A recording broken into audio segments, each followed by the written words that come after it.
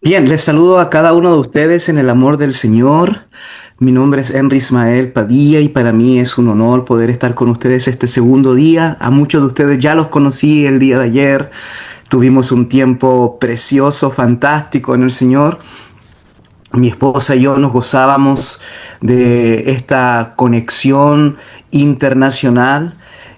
Para los que no saben, el día viernes en el aeropuerto me bajaron el avión por problemas de visa y de restricciones. Restricciones que yo pensé que solamente teníamos los estadounidenses. Así que fui con mi pasaporte también chileno, pero creo que también ahora hay restricciones para los chilenos para poder entrar en Venezuela. Entonces fue muy triste para mí, pero rápidamente entendí que el Señor eh, tiene un plan detrás de cada una de las cosas que Él hace o que permite y hemos descansado en su plan. Hemos trabajado en estas conferencias de la mejor manera posible. Ha sido para mí una bendición. Ayer estuve en 3 conferencias, terminé agotadísimo. Para que los que tal vez no saben, hablar o entregar un tema es muy desgastante. Y le doy gracias al Señor porque ha renovado mis fuerzas y Ángel me dijo, eh, profesor, ¿puede compartir el mensaje mañana? Y eso me llenó de alegría porque le decía, claro que sí, para mí sería un tremendo, tremendo honor. Así que para mí va a ser una bendición el hablar hoy día sobre las cosas pequeñas en nuestras vidas. Y yo quiero pedirte que puedas guardar esta predicación en tu corazón. Y este título de esta predicación es: no desprecies tu pequeño inicio. No desprecies tu pequeño inicio, ¿ok? No menosprecies tu pequeño inicio. Y es muy importante entender esto. La Biblia, en el libro de Zacarías, dice: entonces respondió y me habló diciendo, esta es palabra de Jehová a Zorobabel, que dice, no con ejército ni con fuerza, sino con mi espíritu, ha dicho Jehová de los ejércitos. ¿Quién eres tú, oh gran monte? Delante de Zorobabel serás reducida llanura. Él sacará la primera piedra con aclamaciones de gracia, gracia a ella.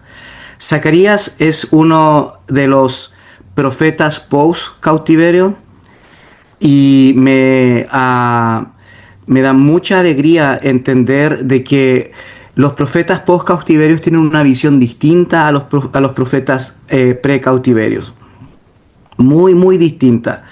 Porque los precautiverios hablaban, ¿cierto?, de una destrucción inminente, pero los post-cautiverios hablaban de una restauración. Entonces, si usted quiere seguir esta lectura, está en Zacarías capítulo 4, verso 6 en adelante. Zacarías capítulo 4, verso 6 en adelante. Y como les decía, Israel fue llevada cautiva, y ya vamos a ver eso, en el año 587 a.C. por el imperio neobabilónico, ¿no? Y su rey Nabucodonosor. Y en Babilonia está muchísimos tiempos, muchísimos años, hasta que en el año 538 a.C. Ciro el persa toma Babilonia, lo conquista, y él tiene una administración pública distinta. Él no cree en traer a la gente a la fuerza a su imperio, sino que en devolverlos para que trabajen la tierra y puedan, cierto, darles impuestos. Entonces él devuelve a la gente a sus tierras y devuelve a muchos cautivos que quisieron regresar. Algunos no quisieron porque ya estaban asentados, tenían sus negocios, sus casas, pero muchos quisieron regresar. Y al regresar, lo primero que encuentran estos cautivos que regresan, el templo totalmente destruido. Así que se levanta un líder, un hombre de la casa de David, que se llamó Zorobabel, y Zorobabel comienza a soñar con la reconstrucción del templo y la reconstrucción de Jerusalén. Pero ve que lamentablemente hay demasiadas situaciones que le impiden esta reconstrucción, esta restauración. Hay problemas, no hay dinero, no hay fondos, la gente no quiere trabajar. Y más encima les están atacando los samaritanos desde el norte y algunos bandidos desde el sur. Entonces, lamentablemente, para Zorobabel es como una empresa imposible la restauración. No sabe de dónde sacar dinero, no sabe cómo defenderse, no sabe cómo arreglar la situación. Y el monte de Sión, donde está Jerusalén, pareciera ser un imposible, ¿no? Y yo creo, la historia de todos nosotros que anhelamos arreglar las cosas en nuestros matrimonios, en nuestras familias, con nuestros hijos, o que anhelamos que las cosas cambien en el ministerio o en nuestra iglesia, o en el mundo o en nuestro país, y nos topamos con este monte y con estos obstáculos y con estos problemas, y muchas veces no sabemos de dónde sacar los fondos, de dónde arreglar las cosas, de dónde partir. Pero el profeta Zacarías le dice a Zorobabel: te voy a recordar algo, y es algo que Dios quiere que usted recuerde en esta mañana. ¿Está preparado? Dios le dice: no es con ejército ni con fuerza, sino con mi espíritu. Es decir, es la presencia de Dios todo lo que necesitamos. Es la presencia de Dios todo lo que necesitamos. Puedes decirle a alguien que tienes al lado que tú quieres, lo que necesitas es la presencia de Dios. Dígaselo. Lo que necesitas es la presencia de Dios. Y alguien me puede decir: no, pero yo ya la tengo. No. A lo mejor usted tiene fe, usted ya es cristiano, pero tener la presencia de Dios, esa presencia continua de Dios, involucra otras cosas, involucra rendición, involucra santidad, involucra pagar el precio. Y es la presencia de Dios todo lo que necesitamos. Y esto lo deja claro este profeta. Y después este profeta vuelve a decir: vino palabra de Jehová a mí diciendo: las manos de Zorobabel echarán el cimiento de esta casa. Se refiere, ¿cierto?, al templo. Y sus manos la acabarán. Y conocerás que Jehová de los ejércitos me envió a vosotros. Porque los que menospreciaron el día de las pequeñeces se alegrarán y verán la plomada en la mano de Zorobabel. Estos 7 son los ojos de Jehová que recorren toda la tierra. Entonces aquí le entrega, Zacarías es un profeta apocalíptico, ¿no? Y veíamos eso en las conferencias de ayer. ¿Qué significa eso? Trabaja con imágenes, con números, para poder entregar una verdad. Y la segunda verdad es, cierto, que nosotros no debemos menospreciar las cosas pequeñas. Y esto fue una tremenda novedad, no solamente en la religión israelita, sino yo como historiador y sociólogo de la religión te puedo decir que ninguna religión hasta ese momento, y las he estudiado todas, especialmente las antiguas, era capaz de resaltar lo pequeño, lo débil, lo frágil, lo caído, lo quebrantado, lo herido. Porque todas las demás religiones buscaban la fuerza, buscaban la sanidad, buscaban lo sobrenatural, buscaban el milagro. Pero la religión israelita está cambiando y la forma de ver a Dios está cambiando, porque Dios no se avergüenza de lo pequeño, Dios no avergüenza de lo frágil, Dios no se avergüenza con la derrota. Y aquí hay un teólogo muy importante que lo leí en mi juventud que se llama Robert Cates. Y Robert Cates dijo que Jehová de los ejércitos era el único Dios que no se avergonzaba en la derrota. Todos los demás dioses buscaban la victoria y todos los demás sabían de su poderío a través de la victoria. Pero el Dios de Israel era el único que decía: ustedes también pueden tener mi presencia en la derrota, en el fracaso, en la debilidad, en la duda, en lo pequeño.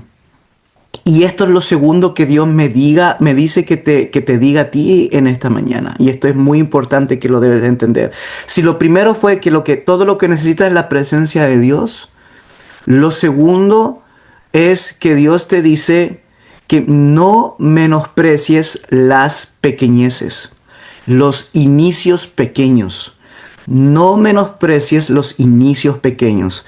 Ahora, díselo a la otra persona que tienes al otro lado, ¿ok? Dísele: no menosprecies el inicio pequeño. Aquí lo estoy viendo, a ver, dígaselo. No menosprecies el inicio pequeño. Muy bien. Y es muy importante que puedan entender esto. Si lo primero que necesitamos es la presencia de Dios, lo segundo es no menospreciar el inicio pequeño. Y esto es muy, muy importante. Porque como les dije, Jerusalén estaba en ruinas. Esta es Jerusalén actual, ¿no? Y al estar en ruinas, es una ciudad que necesita de un gobernador. Y este Zorobabel, descendiente de David, pero sin poder real, es el que la quiere reconstruir. El templo y su proyecto avanzaba lentamente, pero con oposición. Y hay algo muy importante que pasaba en ese contexto: que el pueblo siempre vivía comparando el presente con la gloria pasada. Y eso es algo que siempre todos aquellos que hemos sido llamados a la restauración de nuestras familias, de nuestras casas, de nuestros ministerios, de nuestras iglesias, es lo que vamos a vivir con ello. La comparación. Siempre el enemigo va a usar a personas o situaciones para hacernos creer o hacernos pensar de que antes era mejor, que cierto, antes no se hacía así, que antes venía más gente, que antes la predicación era mejor, que antes la alabanza era mejor, que antes, cierto, la familia era mejor. Y siempre antes, siempre las comparaciones. Pero muchas veces es una propuesta satánica del enemigo para empequeñecerte, para menospreciarte, para poder trabajar con tu autoestima baja, y siempre uno se está comparando con los demás, y el pueblo siempre vivía comparándose, porque obviamente el templo de Salomón, el que fue construido por ahí por el año 960 y que fue destruido en el año 587, era un templo con oro, con plata, con madera de cedro. Era un templo bellísimo. Y el templo, cierto, de Zorobabel era un templo, pero muy lejos de esa gloria. Entonces, la comparación estaba constantemente allí. Yo creo que no hay nada más que a nosotros como personas nos desanime, que nos comparen o nosotros mismos nos comparamos. Yo te voy a hacer una pregunta. ¿Tú te comparas con la gente? ¿Te comparas con los demás? ¿Te comparas con el pastor anterior? ¿Te comparas con el otro predicador? ¿Te comparas con el profesor? ¿Te comparas con alguien, cierto, que ya no está? ¿Te comparas con las personas o eres capaz de aceptarte como eres? La comparación es, cierto, lamentablemente un proceso de ruina para nuestras vidas. Por eso que Dios te dice en esta mañana: deja de compararte. O sea, todo lo que necesitas es mi presencia. Segundo, no menosprecies el inicio, cierto, pequeño. Pero lo tercero es: no te compares. Dilo conmigo y dísetelo a ti mismo. No te compares. No te compares. Porque en la restauración necesitamos presencia de Dios. Necesitamos esperanza en los inicios pequeños, pero necesitamos sanidad y restauración en nuestra autoestima y nuestro corazón para no compararnos con nadie. Entonces, Cuando nosotros queremos trabajar los inicios pequeños, lo trabajamos de diferentes formas. Y ahora yo quiero pedirte que pongas atención. Si estás anotando esta predicación o escribiéndola, escríbela, porque Dios va a seguir hablándote. Y lo primero que todo Zorobabel, es decir, que todo reconstructor o reconstructora, restauradora, tiene que saber cuando está viviendo esto de los inicios pequeños, esto de que todavía la afición no tiene forma, el hogar todavía no se restaura, el matrimonio todavía no andan bien, la iglesia todavía no despega, todo aquello que ha vivido el inicio pequeño, lo primero que tiene que hacer es nombrar tu ruina, es nombrar tu ruina. Marcos dice Zacarías 4:7, ¿quién eres tú, oh gran monte? Delante de Zorobabel serás reducida a llanura. Él sacará la primera piedra con aclamaciones de gracias a ella.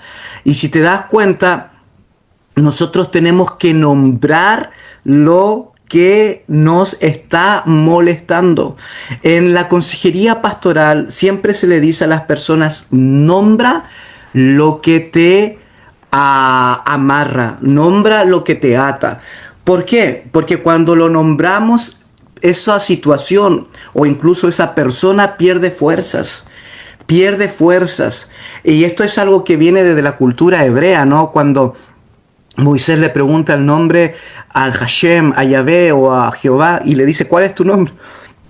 Y Dios no quiere darle el nombre porque el nombrar algo te hace controlarlo y poseerlo. Y Dios no quería ser ni controlado ni poseído por Israel. Les dio el nombre como regalo. Por eso que incluso hoy los judíos no nombran a Dios. Le dicen el Hashem, el nombre en hebreo. Entonces, pero nosotros debemos nombrar a aquellos que nos arruina, y muchas veces no somos capaces de hacerlo. Si tú no eres capaz de pronunciar el nombre de una persona que te ha herido, es porque todavía tiene control sobre tu vida. Si tú no eres capaz de nombrar una situación sobre tu vida, es porque todavía controla tu vida. Y esa situación puede traerte quebranto, puede traerte dolor, puede traerte herida, y sigue trayendo sobre tu vida una atadura que tú no te das cuenta, pero está allí. Tú no te das cuenta, pero está allí. Y es importante entender esto, porque el mismo Jesús en Marcos capítulo 11:23 pareciera que toma esta palabra del monte de Zacarías y hace esta parábola en Marcos 11:23 y dice: porque cierto os digo que cualquiera que dijere a este monte, la misma palabra ahí, quítate y échate en el mar, y no dudare en su corazón, sino creyere que será hecho lo que dice, lo que diga le será hecho. O sea, es muy importante que nosotros nombremos aquello que te ha atado, aquello que te ha arruinado, aquello que no te deja despegar. Y aquí hay una frase muy importante que yo quiero pedir que guarden en su corazón. Dios no transforma lo que negamos. Es decir, si tú niegas que tu matrimonio está mal, si tú niegas que tus hijos están mal, si tú niegas que tu ministerio está mal, si tú niegas que tu espiritualidad, tu búsqueda de Dios, tu oración, tu ayuno, tu lectura de palabra está mal, no podrás ser restaurado.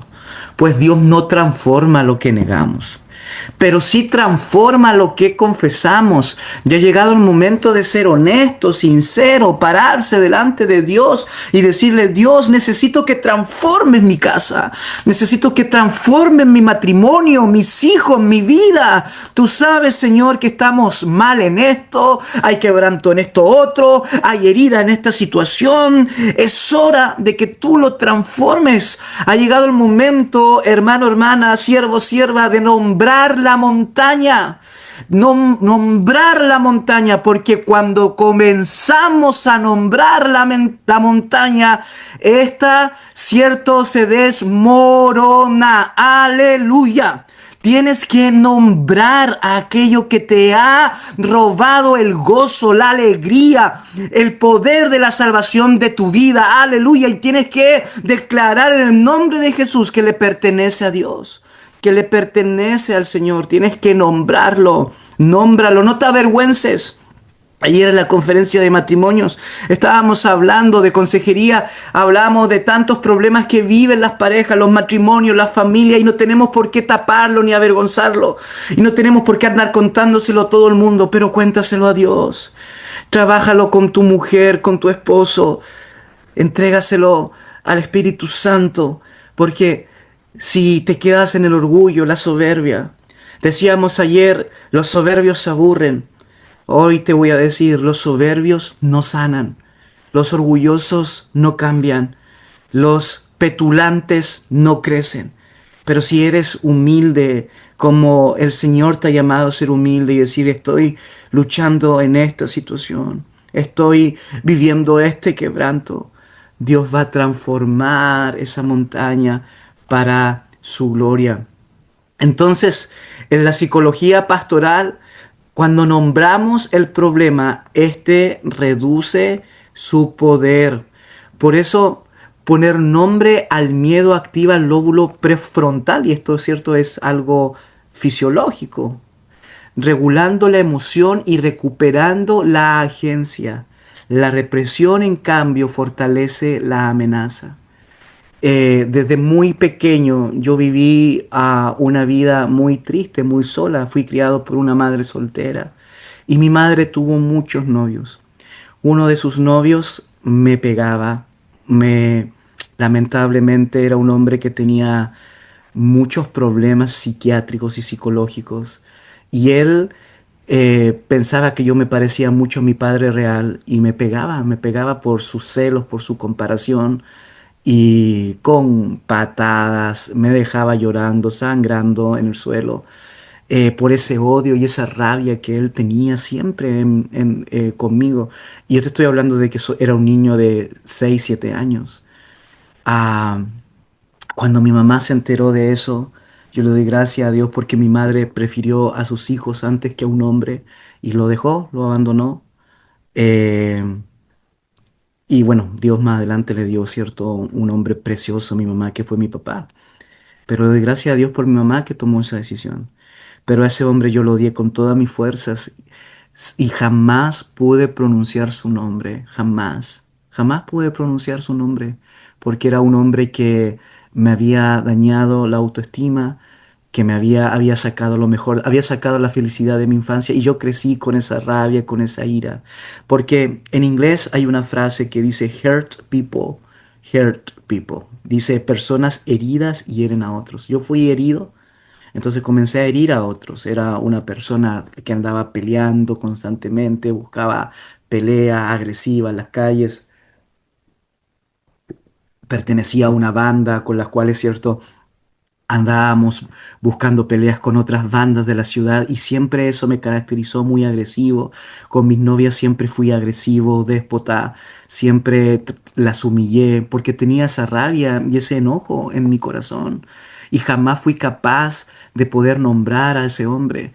El Señor después me llamó, me entregué a su palabra, me fui al seminario, pastoreé mi primera iglesia y tampoco era capaz de nombrar ese nombre. Y es increíble cómo muchos ministros, pastores, líderes siguen estando heridos y quebrantados y encadenados y están en el ministerio. Y te lo digo porque yo lo estuve y muchas veces me di cuenta de que era un hombre en el ministerio muy agresivo. Dios me dio una esposa maravillosa y me di cuenta de que yo también era una persona muy agresivo con ella. Gracias a Dios nunca le pegué, nunca fui violento físicamente, pero sí con las palabras la herí de formas que ustedes no se imaginan, porque las palabras muchas veces hieren más que los golpes. Y era toda esa rabia y esa ira que yo tenía en mi corazón hasta que un día alguien me dijo, yo tenía como 26 27 años y alguien me dijo, tú no puedes estar en el ministerio si tienes esa agresividad. O se lo entregas a Dios o salte del ministerio porque no vas a servir así. Un pastor o un líder tiene que hablar con amor, tiene que tener gracia, tiene que tener perdón. Y yo me recuerdo que fui confrontado por el Espíritu Santo y no sabía de dónde venía esta rabia, pues un mecanismo de defensa del ser humano es reprimir recuerdos, reprimir situaciones que te han herido. Y yo lo había reprimido y no me había acordado. Hasta que un día tomé mi guitarra, empecé a adorar al Señor, la presencia del Espíritu Santo se manifestó en mi vida y recuerdo el nombre y recuerdo de la situación y comienzo a llorar. Y le digo al Señor, Señor, yo no puedo perdonar a esta persona, no puedo. Y yo no sé si tú sabías que Dios creó una cosa muy linda al ser humano para poder limpiar todas aquellas heridas y cadenas que tenemos en nosotros. Y Dios lo creó. Y no sé si tú sabes qué son los sueños. Los sueños, cuando uno sueña, los sueños son como la agencia limpiadora de todo lo que te ata. Por eso que uno sueña siempre con lo que teme, porque te va limpiando, te va limpiando. Si uno tiene pesadillas, si le tienes miedo a la oscuridad, sueñas con la oscuridad. Si le tienes miedo a una persona, sueñas con esa persona. Si le tienes cierto miedo a algo, sueñas con eso, porque en los sueños la idea es que uno pueda ir enfrentándose a lo que teme para poder, cierto, superarlo. Y empecé a soñar con ese hombre y me recuerdo que en el mismo sueño yo estaba en el cielo y en el cielo lo vi a él en el cielo y le decía a Dios, Dios, ¿por qué tú lo dejas entrar si es un hombre malo, maligno? Y escuché la voz del Señor decirme, ¿tú eres el juez o yo soy el juez? Porque tú también has pecado, tú también has herido gente, tú también has dañado. Y para mí todos los pecados son iguales. Y me recuerdo cuando escuché la voz de Dios en mi sueño decir eso, me quebrantó. Y Dios me trajo a ese hombre, se me presentó y me pidió perdón. Y me dijo, en el sueño, ¿no? Me dice, Henry, perdóname por todo lo que hice. A mí cuando niño también me pegaron y yo tenía esta rabia y no sé por qué la descargué contigo, perdóname. Y me dice, y bueno, quiero decirte que después yo fui a la cárcel y en la cárcel también me dañaron y quiero decirte algo, quiero que me perdones. Y sabes que cuando pasa eso, a mi corazón, yo lo abracé y le digo, claro que sí, te perdono. Y pude otra vez, cierto, nombrar a esa persona que como nunca antes. Y dije, Eduardo, yo te perdono, yo te perdono. Y y la perdoné en el sueño. Y nunca pensé que eso iba a llegar hasta ahí. Hasta que un día me invitan a una ciudad a hacer una campaña evangelística y empiezo a hacer un llamado para que las personas pasen y pasa mucha gente y empiezo a orar por las personas, empiezo a orar por las personas. Y cuando voy a orar por un hombre, Dios me dice, ora por él porque él ha herido a mucha gente. Y ese es el problema que nosotros tenemos en la iglesia muchas veces, ¿no? De que nosotros siempre tratamos de restaurar al que ha sido quebrantado, al que ha sido herido, al que ha sido abusado, al que ha sido golpeado, pero muchas veces no tenemos los medios para restaurar al que golpeó, al abusador.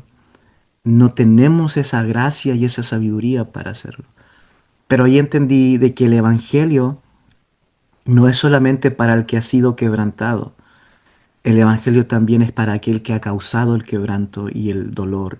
Y en las iglesias tenemos mucha gente que han herido a muchas personas, le rompieron el corazón, abandonaron a una pareja anteriormente, la engañaron, fueron infieles, le pegaron a su esposa, o mujeres que le han pegado a sus esposos, o le han pegado a sus hijos, y vivimos, y la gente vive con todas esas culpas dentro de la iglesia, y nosotros tenemos esperanza para el que lo ha recibido, pero no para aquel que lo ha causado. Entonces empiezo a orar por esa persona y el Señor me dice, bueno, esta persona fue un agresor y quiero que le des gracias. Y empecé a bendecirlo, a ministrarlo, se puso a llorar. Y él estaba de rodillas. Y cuando esa persona se para, hermanos, era Eduardo, era la persona que me había causado dolor cuando niño. Y yo siempre pienso en eso, cómo Dios es capaz de parar el tiempo, parar incluso la geografía, porque yo ya me había movido a otra ciudad y regresar a otra ciudad y él vivía allí y él se convirtió y se entregó a Cristo por mi predicación. ¿Cuánto le dan un aplauso al Señor? Como es el Señor capaz de conectar todas esas cosas, de traer restauración y sanidad. Y de ahí hemos tenido, a través de las redes sociales, tenemos y seguimos teniendo conexión.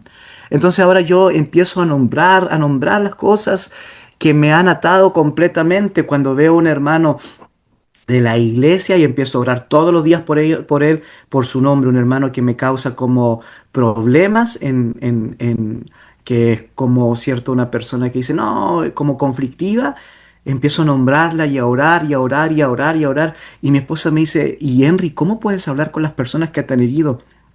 Porque se las entrego a Dios, porque las nombro. Yo te voy a hacer una pregunta. ¿Hay alguien que tú no puedes nombrar en tu vida?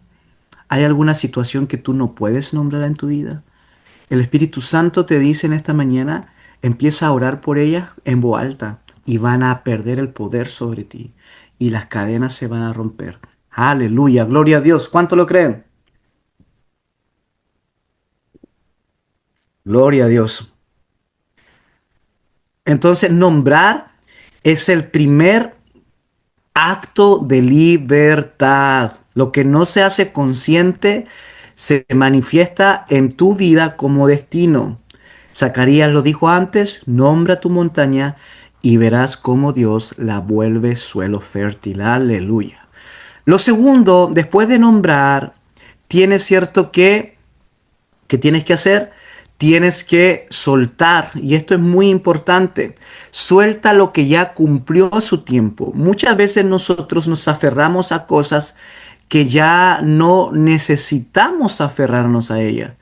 Dice, las manos de Zorobabel echarán el cimiento de esta casa y sus manos la acabarán y conocerás que Jehová de los ejércitos me envió a vosotros. Entonces, Zorobabel tuvo que decir, bueno, yo no voy a poder construir una casa como la que teníamos antes, un templo como el que teníamos antes, el de Salomón, pero sí voy a ser capaz de poder levantarme a hacer algo nuevo. Pero para eso tenemos que soltar el templo anterior, ¿no? Miren, este era el templo anterior, este era el templo de Salomón. ¿Lo pueden ver?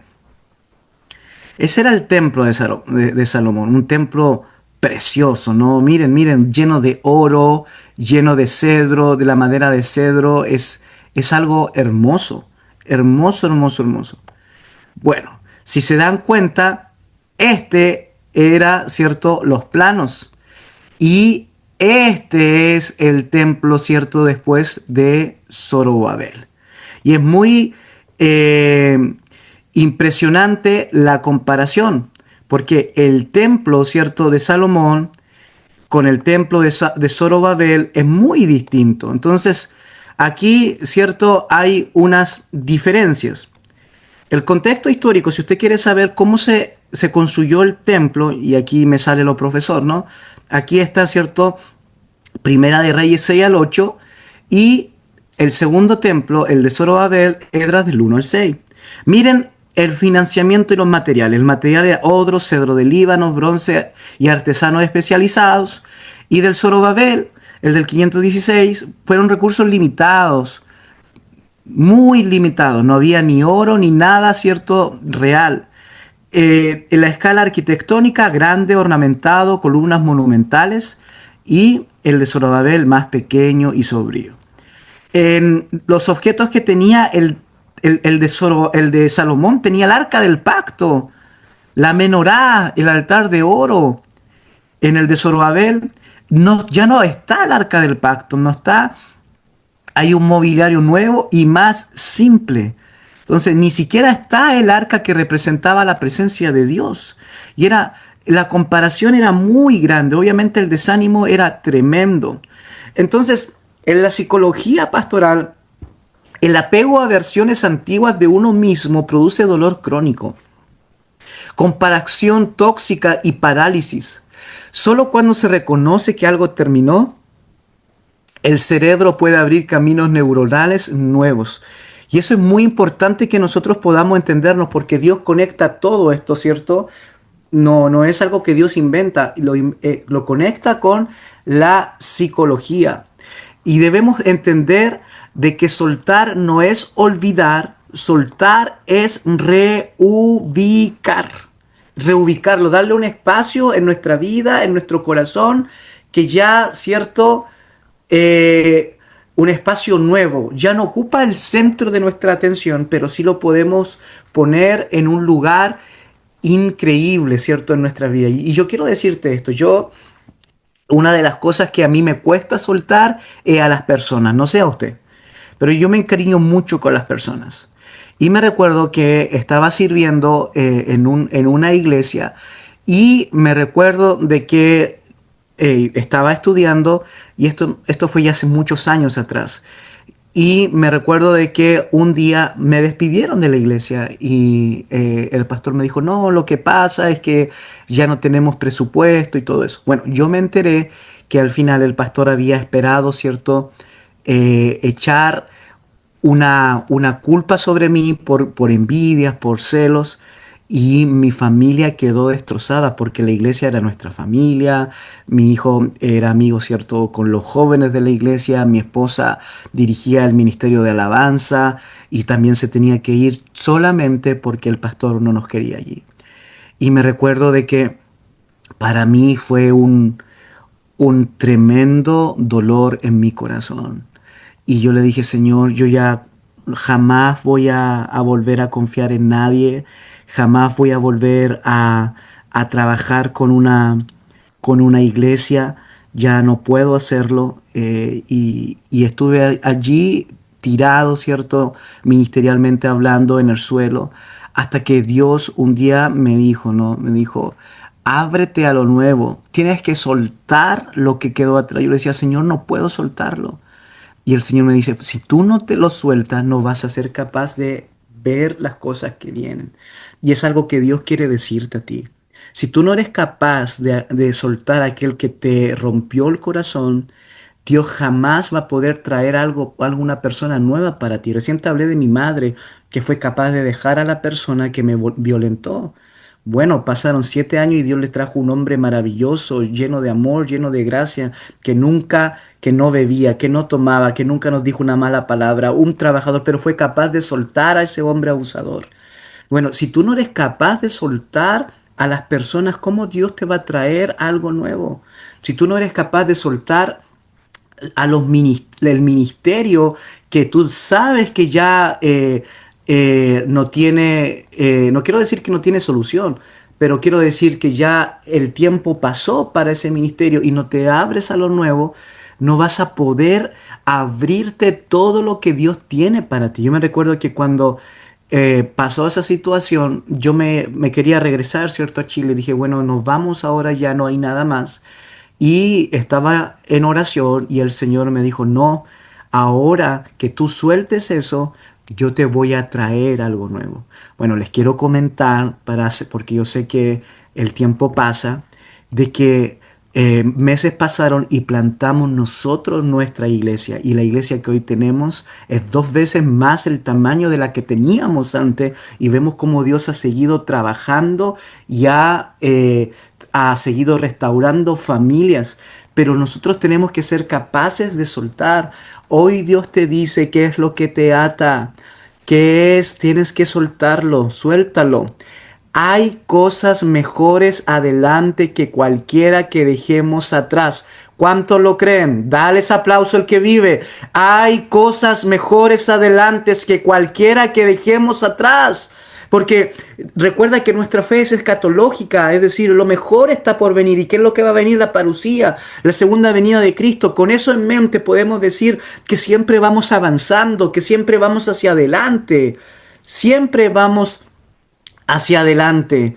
Entonces, lo pequeño, siempre vamos hacia adelante y eso tienes que guardarlo. Y lo tercero, Dios te dice, construye desde lo pequeño. Entonces, lo primero es nombrarlo, lo segundo es soltarlo y lo tercero, construye desde lo pequeño. Tienes que comenzar a poner tu mirada en lo pequeño. Visité México hace años atrás Y el pastor se quejaba porque no tenía un ministerio de alabanza y me decía, bueno, pastor, usted que vive en Estados Unidos, ¿por qué no nos puede ofrendar para pagarle a músicos que puedan venir a tocar a nuestra iglesia? Y yo le digo, pastor, pero yo veo muchos niños.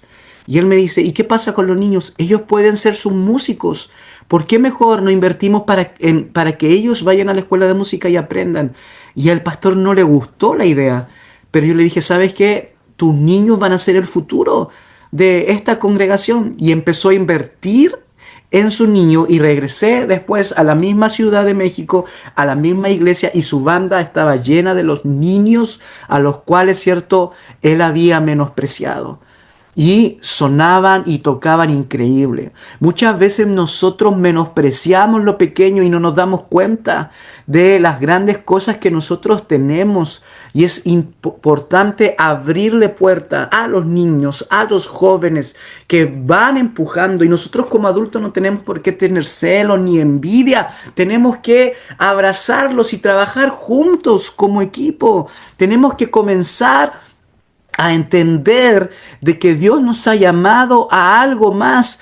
¿Y con qué? Con esto que tenemos. Muchas veces nosotros nos limitamos a nosotros mismos porque no tenemos dinero. Ayer le hablaba a los hermanos de que vengo de esta familia de escasos recursos y todo lo que me han costado los estudios y Dios ha provisto. Y hoy puedo decirle que no tengo deuda en la universidad porque Dios ha provisto. Entonces cuando Dios te ha llamado a algo, tú no tienes que decir, ¿y dónde está el dinero? No, no, no. Lo que tienes que decir, ¿dónde está mi Dios? Porque aleluya, Dios suplirá el dinero. Y te lo dice alguien que lo ha visto una y otra vez. Dios suplirá, Dios suplirá, Dios proveerá. Tú solamente crees. Si Él te ha llamado, cree y Él lo va a hacer. Lo pequeño que haces hoy será lo grande que Dios usará mañana. No lo menosprecies. Tienes que barrer la calle de la iglesia, no lo menosprecies. Tienes que poner los cables, no lo menosprecies. No menosprecies nada. No menosprecies las cosas pequeñas. No te avergüences de que tal vez no tienes el trabajo profesional que quieres tener. No te avergüences porque vendes en las calles. No te avergüences porque tienes un trabajo menor. No te avergüences de ser quien eres hoy. Tú ten una meta y todo lo que estás viviendo hoy se llama proceso que forjará tu corazón para lo maravilloso, aleluya, que Dios trae mañana. ¿Cuánto lo creen?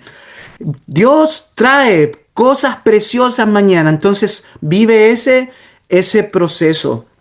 Eliot escribió, y me encanta T.S. Eliot, la vida solo se puede mover paso a paso. La vida solo se puede mover paso a paso. Zacarías lo dijo antes, no desprecies el día de las pequeñeces, porque ahí empieza todo lo que Dios quiere levantar. Todo lo que Dios quiere levantar. Yo solamente era un muchacho de 22 años que quería construir un instituto, pero no tenía estudios. No tenía estudios. Y Dios me dio este sueño. Y me entendí que tenía que irme del país porque en mi país ya no podía seguir estudiando a nivel evangélico protestante. No habían magíster, doctorados y me tenía que ir. Y, y sabes qué, le creí a Dios, le creí al sueño del Señor. Empezamos nuestro instituto con 4 personas. Hoy nuestro instituto tiene más de 150 personas en sus diferentes facultades de 15 naciones de Latinoamérica. Hermanos, y nuestros profesores tienen doctorados, tienen maestrías y tienen cierto la preparación que deben de tener. Pero alguien tiene que creer.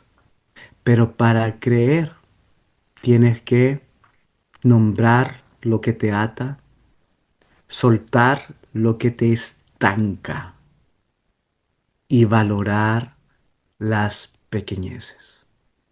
Yo quiero hacerte un llamado en esta noche, o en esta mañana, perdón. Yo no sé si Dios te habló, no sé si el Espíritu Santo te abrazó, porque Dios nos habla a cada uno de nosotros de diferentes formas. Pero si Dios te habló, si Dios trabajó en tu vida en esta mañana, yo quiero invitarte que puedas responder al llamado del Señor a tu vida. Quiero invitarte a que puedas hacerlo. Y vamos a orar y vamos a ministrarte. Yo quiero pedirte que si tú has sido ministrado en esta mañana y Dios te habló, que seas valiente. ¿Qué te dije? El soberbio y el orgulloso no sana y no restaura. Pero tú tienes que hacer algo, tú tienes que hacer un acto de fe. Y yo quiero invitarte a que tú puedas pasar hacia el altar. Y quiero invitarte que puedas nombrar tu dolor, soltar lo que te estanca y creer en tu proceso, creer en lo pequeño. Tú me puedes decir, pero hermano, yo no necesito pasar adelante, Dios me puede bendecir a mí. Sí, sí es verdad. Pero nunca te has preguntado por qué Jesús le decía a Zaqueo, por ejemplo, bájate. ¿Por qué le dijo al leproso, ve al templo? ¿Por qué le dijo, cierto, al paralítico, toma tu camilla y anda? Porque uno tiene que hacer algo. Uno tiene que mostrar que tiene la intención de que Dios trabaje en tu vida. Así nosotros usamos nuestro albedrío para poder decirle, Señor, quiero que me transformes, quiero que me restaures. Así que yo quiero pedirte que puedas cerrar tus ojos y vamos a orar. Y vamos a entregarlo en las manos del Señor. Y si hay alguien aquí que Dios le ha hablado y tiene que nombrar cosas o personas y soltar a personas y a situaciones y confiar en Dios en su proceso, yo quiero invitarte que vengas al altar. Los líderes ya van a estar allí adelante para que oren por ti. Y yo voy a orar también, voy a esperar unos minutitos, pero también voy a orar por ti. Y quiero decirte algo, esta oración va a cambiar tu vida para siempre. Pero tú tienes que ser valiente, no puedes avergonzarte porque está tu esposo, tu esposa al lado, quién te va a ver o quién no te va a ver. La gente a ti no te da nada, la gente no te regala nada, la gente no puede restaurar tu corazón. Pero aleluya, Dios sí puede hacerlo. Así que no te dé vergüenza, sino que vente al altar para que ministremos tu vida y tu corazón. Y quiero decirte algo, Dios va a tocarte. Si lo crees, vente al altar. Dios va a transformarte, va a tocarte. El altar está abierto, el altar está abierto. En el nombre de Jesús, el altar está abierto. Así que vamos a adorar, vamos a cantar una canción. Mientras los líderes van a imponer manos, van a orar por ti. Y yo voy a esperar más o menos unos 3 minutos y 3 o 4 minutos y después voy a hacer una oración profética por tu vida, voy a hacer una oración de restauración por tu vida. Dios te trajo en esta mañana para hacer algo que jamás te imaginaste que Él iba a hacer, y era restaurar tu corazón. Aleluya.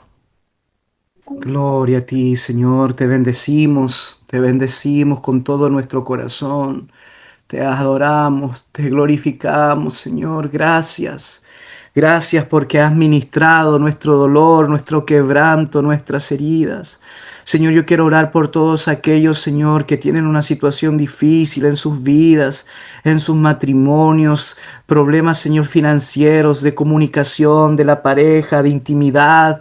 Yo quiero pedirte, Señor, que tú vengas y puedas traer restauración en el nombre de Jesús, que puedas traer restauración sobre los hijos, sobre los hogares. Señor, nuestros hogares, nuestras casas no le pertenecen al enemigo, te le pertenecen a ti, Señor. Y yo quiero pedirte que tú puedas traer, Señor, esta tremenda bendición en el nombre de Jesús sobre sus generaciones.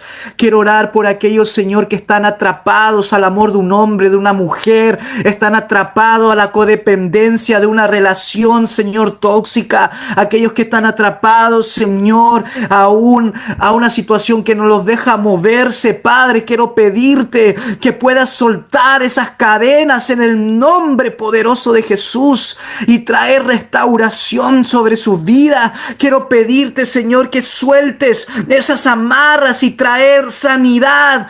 Oro por aquellos que no pueden salir de la depresión, de la crisis de pánico, de la ansiedad, que no pueden perdonar, que no pueden moverse, Señor, porque todavía están estancados al pasado, al recuerdo, al abuso, Señor, a la violación, a la violencia. Yo quiero pedirte, Señor, que tu amor pueda traer sanidad y puedan moverse y seguir adelante, seguir creyendo que tú tienes grandes cosas para ellos. Quiero pedirte, Señor, que ellos, Señor, no renieguen en su proceso. Sé que están cansados, que trabajan horas, que, Señor, batallan, Señor, día a día, y que tal vez el sueldo no les alcanza, que están llenos de deudas, que no saben qué van a hacer mañana, pero que ellos confíen de que tú les cuidas, de que tú provees, Señor, y que también, Padre, tú puedas, Señor, usarás este proceso, esta pequeñez, y lo transformarás en algo grande, maravilloso, porque tú eres un Dios grande y un Dios maravilloso.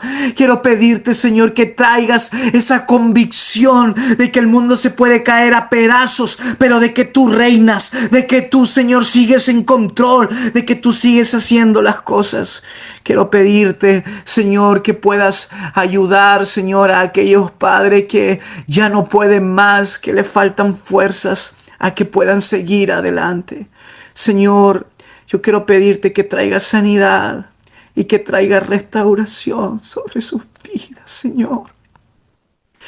Hermano, antes de terminar, el Señor pone en mi corazón de que hay muchas personas todavía que han creído en Dios, que incluso van a la iglesia, pero que todavía no le han rendido su vida completamente a Jesús. Yo quiero hacerte una pregunta. ¿Tú estás seguro de tu salvación? Si tú hoy te mueres, ¿tú estás seguro de tu salvación, de que te vas a ir al cielo y no al infierno, a la gloria de Dios y no a la perdición eterna?